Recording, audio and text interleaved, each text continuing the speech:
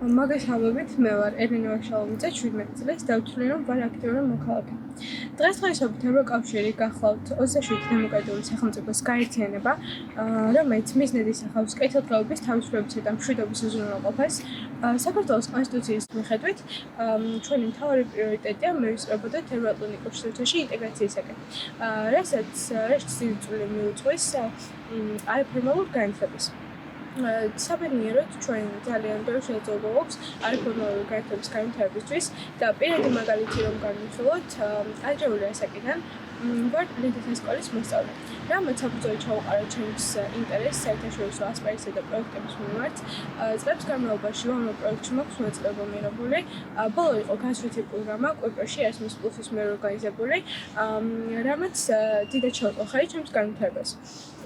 იმის გარდა რომ გავცნობიერდი კვიპროსის კულტურაში, გარდა ამისა გავიცანი 6 ევროკავშირის სახელმწიფოს წარმომადგენელი ჩემი თანატოლი. გავიგე მათი ხედვები, მიზნები და ზოგადად შეხედულებები მომავალზე. ეს იყო უნიკალური შესაძლებლობა გლობალური პერსპექტივის ჩამოყალიბებისა და თვალსაჩინოს გაფართოებისთვის, სტერეოტიპების მსხვერპლისა და ურთიერთგაგების ჩამოყალიბების სხვადასხვა სახელმწიფოს წარმომადგენლებს შორის. მეტიც მსგავსი პროექტები ხელს უწყობს კრიტიკული უნარების განვითარებას, როგორიც არის ადაპტაციის უნარი, კომუნიკაცია და სხვა.